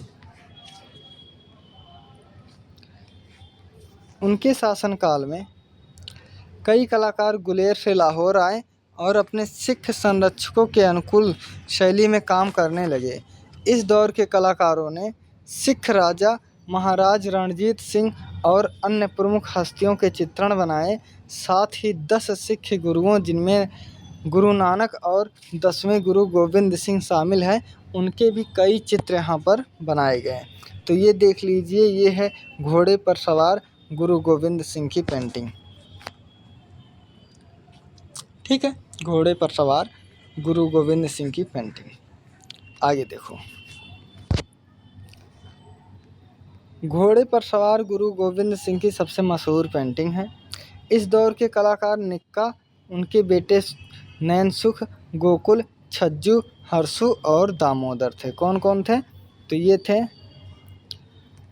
कौन कौन थे? ये थे निक्का, उसके पुत्र नैनसुख, गोकुल, छज्जू, हर्षु और दामोदर थे। साथ ही राणा रणजीत सिंह, क्या साथ ही राणा रणजीत सिंह के बाद खड़क सिंह 1839 से 1840 ने राज्य की बागडोर संभाली। उसके बाद शेर सिंह, जो 1841 से 43 शासनकाल है। फिर इसके बाद दिलीप सिंह आए। तेग बहादुर द्वारा बसाया गया आनंदपुर चित्रकला का सबसे बेहतरीन केंद्र है। किसने बसाया था? तेज बहादुर द्वारा बसाया गया आनंदपुर चित्रकला का सबसे बेहतरीन केंद्र है। इस दौर के कलाकार बिशन सिंह ने सिख दरबारों में दर्शाए जाने वाली सबसे अधिक पेंटिंग बनाई। ये कुछ नाम हैं, जिसे देखना है एक नज़र। मैं सभी कलाकार को एक साथ किया हूँ। देखिए, ज्ञान सिंह, सर सिंह, शार्दुल सिंह, सोहन लाल, माधव सिंह, बाबा सिंह, आत्मा सिंह, द्वारकाधीश। ठीक है, इसी क्रम में है द्वारकाधीश, फूलन रानी, ईश्वरी सिंह, गेदा सिंह, जयमल सिंह, जवाहर सिंह, लाल सिंह, राम सिंह। राम सिंह के बाद हैं हमारे राम सिंह, मेघ सिंह, देव सिंह और सामंत। ये 18 कलाकारों को हमने एक ही जगह रखा है। लिखने में, पढ़ने में, बोलने में, बताने में, समझने में, समझाने में बहुत आसानी सिद्ध होगा। 18 क्यों और आगे हैं, देखिए ईश्वर सिंह, हुसैन बख्श, मालाराम और हरी सिंह, ये सब मिलाकर 22 कलाकार हैं। अब हम विशेषता देखेंगे, ठीक है। अब हम विशेषता देखेंगे तो देखिए सिख शैली की विशेषता क्या है। तो सिख शैली की पेंटिंग चटक और हल्के दोनों तरह के रंगों का इस्तेमाल किया गया है, यानी चटक भी रंग है और हल्का भी रंग का प्रयोग किया गया है। प्रकृति के तत्वों में पेड़ पौधे, पानी, पहाड़, आकाश को बहुत जीवंतता के साथ दिखाया गया है। यहाँ बनाए गए चित्रों में मुख्य रूप से सिख गुरुओं को दर्शाया गया है। किसको? सिख गुरुओं को दर्शाया गया है। और यहाँ पुरुषों की पगड़ी, कलगी पहने हुए, हाथों में हथियार लिए हुए दिखाया गया है। घोड़े को जोशपूर्ण मुद्रा में दिखाया गया है। वे शानदार ढंग से सजे धजे और उन्हें लाल, सफ़ेद, भूरे रंगों में मेल में रंगा गया है। किसको? घोड़े को। यहाँ केवल कुछ तस्वीरें के चारों ओर बॉर्डर बने हैं, सब में नहीं बने हैं, कुछ ही तस्वीर हैं जिनमें बने हैं। अब हम देख लेते हैं कश्मीर शैली, और कश्मीर शैली के बारे में पढ़ लेते हैं। तो असल में कश्मीर शैली की उत्पत्ति का विकास कालक्रम के अनुसार विवरण देना अपर्याप्त है। इस संबंध में इतिहासकारों ने लिखा है कि 16वीं शताब्दी में प्रसिद्ध तिब्बती इतिहासकार, जिनका नाम है लामा तारा नाथ जी। क्या नाम है? लामा तारा नाथ जी। हंसराज नाम के एक कलाकार ने कश्मीर में मूर्तिकला और चित्रकला के क्षेत्र में एक नए युग की शुरुआत की थी। ये लामा तारा नाथ जी कहते हैं। विंसेंट स्मिथ जी कहते हैं कि 1740 में महाराज विक्रमादित्य ने कन्नौज पर विजय प्राप्त की थी तथा वहाँ से अपने कला प्रेम के कारण मध्य प्रदेश में कुछ कलाकारों को अपने साथ कश्मीर लाया। उन्होंने उन्हें सानिध्य में रहकर कश्मीर शैली का नवनिर्माण किया, ऐसा कह रहे हैं विंसेंट स्मिथ। क्या कह रहे हैं? कह रहे हैं कि 1740 में महाराज ललितादित्य ने कन्नौज पर विजय प्राप्त की और वहां से अपने कला प्रेम के कारण मध्य प्रदेश से कुछ कलाकारों को कश्मीर लाया और उन्होंने उनके सानिध्य में रहकर कश्मीर शैली की नींव रखी और उसको प्रोत्साहित किया। फिर समय आता है 1740 में। 1740 में राजा गुलाब सिंह, एक चित्र हाथ में फूल, दूसरे में तलवार लिए हुए सुंदर बनाया गया है। और डॉक्टर मोहित प्रजापति जी कहते हैं इनके अनुसार 15वीं शताब्दी से 18वीं शताब्दी तक मध्ययुगीन चित्र शैलियों का गणमान्य स्थान रहा है। कहते हैं डॉक्टर मोहित प्रजापति के अनुसार कि 15वीं शताब्दी से 18वीं शताब्दी तक मध्ययुगीन चित्र शैलियों का गणमान्य स्थान रहा है। अब राय कृष्णदास जी क्या कहते हैं? तो देखिए राय कृष्णदास जी का मानना है कि कश्मीर शैली ने राजस्थानी, मुगल और पहाड़ी चित्र शैली के निर्माण में तो अपना सहयोग दिया है, साथ ही अकबर कालीन मुगल चित्रों के अनेक अंश में कश्मीर शैली का भी रूपांतरण हुआ है। कश्मीर शैली का प्रभाव देखिए, कश्मीर शैली का प्रभाव, क्या प्रभाव पड़ा वो देखिए। कश्मीर शैली का प्रभाव, राजपूत और मुगल शैलियों की रचना में कश्मीर शैली का प्रभाव आंशिक रूप से दिखाई देता है। आज पहाड़ी चित्रों में इतने तथ्य सामने आ गए हैं कि जिन्हें देखकर यह कहना उचित है कि उसको प्रेरित करने में कश्मीर शैली का महत्वपूर्ण योगदान था। उदाहरण के लिए गढ़वाल बसोहली पेंटिंग में रागमाला, गीत गोविंद, भगवत पुराण, रामायण और नायिका भेद की विषय शामिल हैं। ठीक है, ये प्रभाव है कश्मीर शैली में। आगे देखिए तो यहाँ पर जो ताज है, ताज और दुपट्टे जैसी चीज़ों का चित्रण कश्मीर शैली को दर्शाया गया है। आकृतियों की भावपूर्ण मुद्राएं और वस्त्रों की सजावट कश्मीर शैली की देन है। क्या क्या? तो यहाँ ताज और दुपट्टे जैसी चीज़ों का चित्रण कश्मीर शैली के प्रभाव को दर्शाता है। आकृतियों को भावपूर्ण मुद्रा और वस्त्रों की सजावट कश्मीर शैली की ही देन है। ये देखिए लंदन के बोस्टन संग्रहालय है। ये नई नई चीज़ें मिल रही है ना देखने को। हाँ अच्छा है। ठीक है दोस्तों, आगे देखो। श्री राय कृष्णदास अपनी पुस्तक भारतीय चित्रकला में बताया कि इस चित्रावली में 22 चित्र लंदन के बोस्टन संग्रहालय में जो अमेरिका में और व्यक्तिगत अमेरिका संग्रहालय में भी हैं। तो यही वाले संग्रहालयों में रखा हुआ। ठीक है भैया, 22 चित्र। अब कश्मीर शैली की विशेषता जो है वो देख लेते हैं। तो कश्मीर शैली की विशेषता में कश्मीर शैली की पेंटिंग मुख्य रूप से पीले, लाल और सिंदूरी रंग का प्रयोग किया गया है। कौन कौन? पीला, लाल और सिंदूरी रंग का प्रयोग किया गया है। पुरुष आकृतियों में, ठीक है, किसमें? पुरुष आकृतियों में मर्दानी चित्रण, पूरी तरह से विकसित शारीरिक बनावट महिलाओं की सुंदर बनी है। यहाँ पुरुष धोती जैसे कपड़े पहने हुए हैं। महिलाएं बादामी रंग के गहने पहना हुआ दिखाया गया है। कश्मीर शैली की संरचना सरल रूप है। प्रेम विषय को दर्शाने वाले चित्रों के अलावा इस शैली में केवल अन्य प्रकार के चित्र ही बनाए गए हैं। अब हम पढ़ेंगे गढ़वाल। ठीक है, गढ़वाल हमारी समझ से ये पहाड़ी शैली की अंतिम में मैं गढ़वाल की कला रखा था क्योंकि ये बहुत बड़ा है। तो चलिए पढ़ते हैं।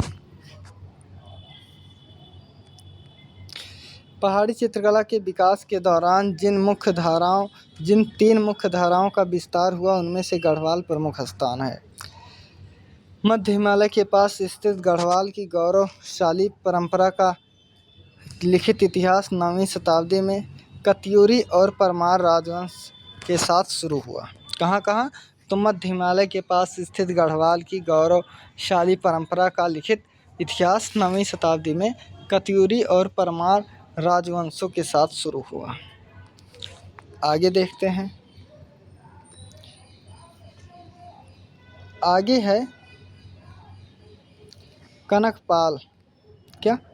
कनकपाल इस वंश के संस्थापक थे। हालांकि आज़ाद भारत में रियासतों के विलय होने के बाद टिहरी का यह शाही परिवार भारतीय राज्य का हिस्सा बन गया।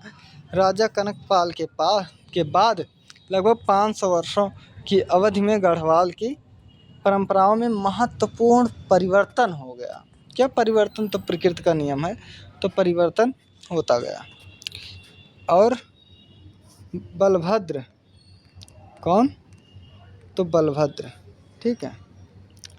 बलभद्र 1343 से 1498 तक शासन की बागडोर संभाली, या नहीं सॉरी 1443 से 98 तक बागडोर संभाली।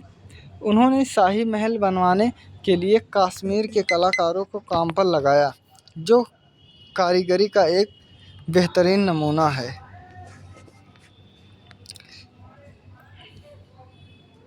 लगभग मुग़ल शैली, राजस्थानी शैली, पहाड़ी शैली, ये 3 जो बड़ी बड़ी शैलियाँ थी। 1.5 घंटे की वीडियो है और ये भी आशा है कि 1.5 घंटे बनेगी। अभी 10 मिनट बाकी। ठीक है, देखिए इसी महल के भीतर एक चित्रशाला भी बनाई गई है, जहां बाद में राजाओं का अभिषेक हुआ। क्या हुआ था? तो चित्रशाला इसी महल के भीतर बनाई गई है। वहां जो भी राजा होते थे उनका राज्याभिषेक होता था। अब देखिए गढ़वाल के इतिहास में राजा फतेह शाह एक कलाप्रिय शासक ने उनके समय के बने 2 चित्र श्री गिरजा किशोर जोशी के संग्रहालय में, किसके? श्री गिरजा किशोर जोशी जी लेखक हैं, कला समीक्षक हैं, इनके संग्रहालय में है। ये देखिए, ये चित्र है राजा फतेह शाह का। ठीक है, हमें लगा ये फैशन आज के लड़के रखा रहे हैं दाढ़ी वाला, लेकिन देखो यहाँ भी राजस्थान में बहुत तेज़ी से है।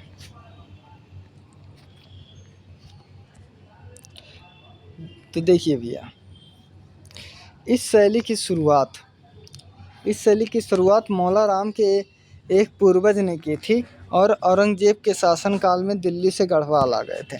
जब औरंगजेब ने चित्रकारों को भगाने लगा, आश्रय से हटाने लगा, तो आश्रय जीवनचर्या के चक्कर में आश्रय इधर उधर भटकने लगे कलाकार, और वो दिल्ली से गढ़वाल आ गए। ठीक है, आगे देखो। मौला राम के समकालीन चित्रकार मानकू और चैतू साथ हैं। महाराजा सुदर्शन शाह 1815 से 59 के शासनकाल में टिहरी को राजधानी बनाया। किसे? टिहरी। उन दोनों द्वारा बनाई गई पेंटिंग टिहरी म्यूजियम में सुरक्षित है। किसके? मानकू और चैतू शाह द्वारा बनाया गया जो चित्र था वो पेंटिंग टिहरी म्यूजियम में सुरक्षित है भी अभी भी।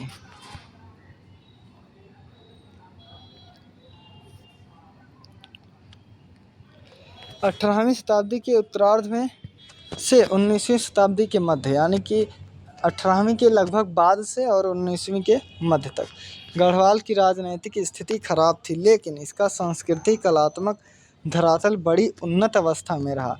भले स्थिति खराब थी लेकिन कला का क्षेत्र उन्नत था, जिसका संपूर्ण श्रेय गढ़वाल के प्रसिद्ध चित्रकार, साहित्यकार, इतिहासकार मौला राम को है। किसको? मौला राम को है। ये चित्रकार भी थे, साहित्यकार भी थे। ठीक है, इन्हीं को है। आगे मैं नोट्स में इम्पोर्टेंट चीज़ देता हूँ तो इसे भी देख लो।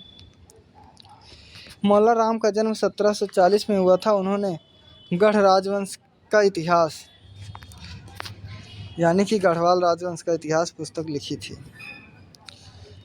और यहाँ देखिए गोवर्धन पर्वत उठाए हुए। कौन? गोवर्धन पर्वत उठाए हुए। गोवर्धन पर्वत उठाए जाने वाले यानी गोवर्धन धारण का दृश्य पेंटिंग में मौला राम ने बनाई थी। मौला राम अपने बेटे को चित्रकारी सिखाई, लेकिन बेटे ने अपने पुरानी पेशे को ही अपना मुख्य काम बनाया। ठीक है, जैसे कुम्हार का लड़का कुम्हार, तो ये भी चित्रकार थे, अपने बेटे को भी चित्रकार ही बनाया।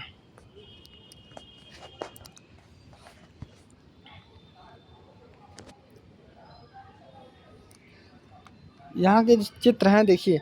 आँख मिचौली पेंटिंग श्रीनगर गढ़वाल में सुरक्षित है। कौन? आँख मिचौली पेंटिंग यहाँ पर सुरक्षित है।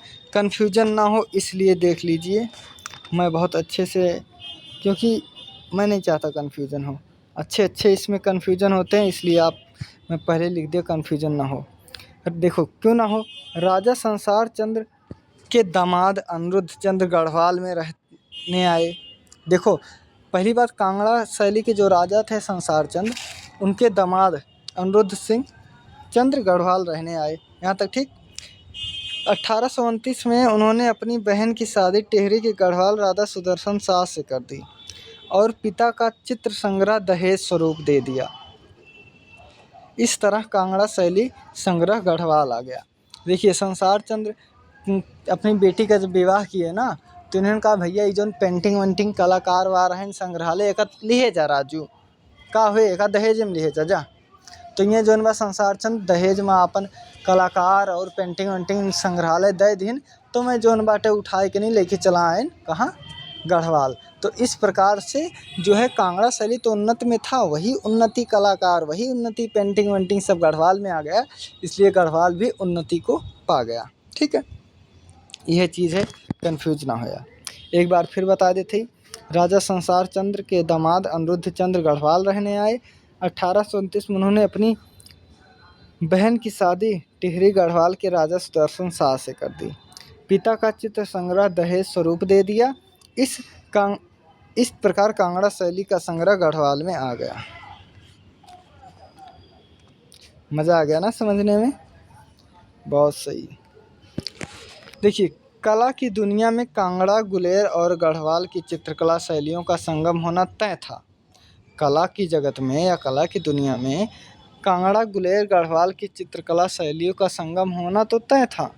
माथे पर भावें और बीच में मांग टीका की शुरुआत यहीं हुई। अब फिर से जान लो भैया अपने शब्द में। सिंदूर जो मांग में सिंदूर लगाती हैं औरतें, ठीक है, पहला तो हड़प्पा से भी मिले थे, लेकिन हड़प्पा के अलावा यहाँ भी जो है मिले हैं। ठीक है, कहाँ? गढ़वाल में, जो सिंदूर लगाती हैं मांग के बीच में, इसके प्रमाण मिले हैं। अब और देख लीजिए, 1850 के बाद शाही राज दरबारों में पहले जैसा उत्साह कम हुआ ता दिखाई दिया। कब? 1850 में जो पहले उत्साह रहा है वो अब कम होता दिखाई दिया। और 1850 के बाद के दौर में ब्रिटिश शैली की सट्टेबाजी शुरू हो गई, कलाकारों का नज़रिया बदल गया। देखो, 1850 के बाद जब ब्रिटिश अंग्रेजी चित्रकार आइन तो तैल रंग का प्रयोग किए लागिन, पाश्चात्य शैली किए लागिन, तो इनके जो कलाकार हैं ना सोचिन हम हूँ या नहीं खान बनाए मस्त एकदम छाया प्रकाश एकदम, क्योंकि यहाँ पहले सपाट उपाट रंग होता था चित्रण, लेकिन जब उभार आया तो यहाँ के कलाकार ब्रिटिश के कलाकारों की तरफ आकर्षित हुए। वही चीज़ यहाँ दिया गया है कि ब्रिटिश शैली की सट्टेबाजी शुरू होने के बाद कलाकारों का नज़रिया बदल गया। ठीक है, अब देखिए गढ़वाल शैली की विशेषताएं क्या हैं। तो विशेषताओं के बारे में हम पढ़ रहे हैं। देखिए क्या क्या पढ़ेंगे। गढ़वाल शैली की विशेषता इसकी सरल रचना, सशक्त और प्रवाहपूर्ण रेखा है। अब हम रेखा और मानव आकृतियों की बात करें तो इसमें देखते हैं कि गढ़वाल शैली के चित्रों में आकृतियों में कांगड़ा शैली की अपेक्षा सरल और सपाट रंग बनाया गया है। गढ़वाल शैली के नए रूप बनाने के लिए वक्रीय रेखा का इस्तेमाल किया गया है। कलम जैसी बड़ी बड़ी आँखें, एक लंबी सीधी नाक जिस पर रोली लगी हुई है। क्या?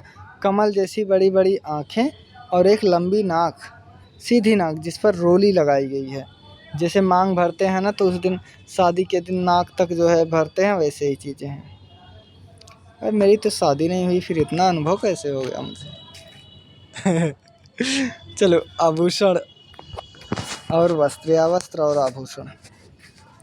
महिलाओं को कोहनी तक के आस्तीन वाली चोली, लहंगे, उसके ऊपर पारदर्शी दुपट्टे पहने हुए दिखाया गया है। यहाँ पुरुषों को पोशाक की खास विशेषता लंबा जामा, तंग पैजामा और मटका स्टाइल वाली पगड़ी पहने हुए हैं, विशेषता जो है। अब अगर हम घर की बात करें कि ये घर यहाँ पर कैसे बनते थे, घर के दृश्य कैसे बनते थे, तो गढ़वाल शैली की पेंटिंग में घर गृहस्थी के दृश्य दिखाए गए हैं, जैसे बेडरूम, नहाने और तैयार होने की जगह, रसोई से जुड़े चित्र भी दिखाया गया, यानी कि महल में लगभग सारी चीज़ों को जो है दिखाया गया है। अब प्रकृति, ठीक है, देखिए प्रकृति और वनस्पति। तो गढ़वाल शैली के चित्रों को यहाँ के स्थानीय कलाकारों ने बहुत ही स्वतंत्रता से दर्शाया है। पहाड़ी, नदी, यमुना को ऊंचे टेढ़े मेढ़े गड्ढों और हल्के रंगों से बनाया गया है। तो जो एक बार फिर देखो, गढ़वाल शैली के चित्रों को यहाँ के स्थानीय चित्रकार ने बहुत ही स्वतंत्रता से दर्शाया है। पहाड़ी, नदी, यमुना को ऊंचे टेढ़े मेढ़े और हल्के रंगों से बनाया है।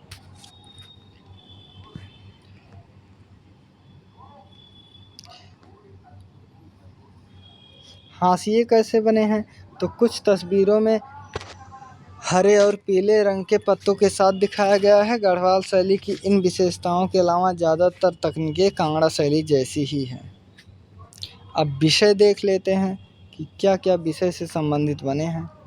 तो गढ़वाल चित्रकारों के चित्रों के विषय धार्मिक थे। धार्मिक में भागवत पुराण, महाभारत, बिहारी सतसई, राम कथा, रागमाला, ब्रह्मणी, मंगल, नल दमयंती, गीत गोविंद, नायिका भेद, दशावतार, अष्टदुर्गा, कामसूत्र, शिव पुराण आदि चित्रित किया गया है। कांगड़ा के चित्रों की तरह टिहरी गढ़वाल के चित्रकारों ने भी राधा कृष्ण के प्रेम संबंधित श्रृंगार यानी रोमांटिक प्रेम सौंदर्य की पहलुओं के नज़रिए को चित्रित किया है। ये रहा विषय। अब देखिए, इसलिए गढ़वाल की कला को धार्मिक युग की कला माना जाता है, क्योंकि यहाँ पर धर्म से संबंधित बहुत चित्रण हुआ है। ठीक है दोस्तों, तो ये समाप्त हो गया। अब ये रहा जो है कुछ सूची संदर्भ हैं ग्रंथ की, कहाँ कहाँ से लिया गया है, इससे तो मतलब है नहीं। तो एक बार अंतिम में जो है ये हमारा बुक से लिखा गया है और पढ़ रहे हैं आप, और हमारा चैनल है गोल PhD आर्ट चैनल। ठीक है दोस्तों, तो इच्छा होगी तो सब्सक्राइब कर लेना। बाकी आप पढ़िएगा, अच्छी सिद्ध होगी। मैं इस बुक पर भी काफ़ी मेहनत किया हूँ। ठीक है दोस्तों, तो अब आप अपना ख्याल रखना। Take care. मैं ये इस बुक को आप पढ़ें तो देखिए ये कि किस प्रकार से इस बुक को जो है, किस प्रकार से इस बुक को देखिए। मध्यकालीन भारत की कला पाल से पहाड़ी शैली तक। ठीक है, लेखक मैं ही हूँ। तो जिस तरह इसके पोस्टर बहुत अच्छे बनाए गए हैं ना, उसी तरह आपने देखा होगा इसमें कंटेंट भी बहुत अच्छे हैं। देख रहे हो, मंसूर, अकबरनामा, ढोला मारू, मौला राम, MS रंधावा, उम्मेद सिंह, बोधी शैली, तक्षशिला, सब कुछ बहुत अच्छा किया गया है। और इसके जो डिज़ाइनर हैं वो हमारे मित्र, आप तो जानते हैं, राज चौहान हैं। तो कैसी लगी हमारी बुक, आप लोग ये भी कमेंट कीजिएगा। टेक केयर, अपना ख्याल रखना।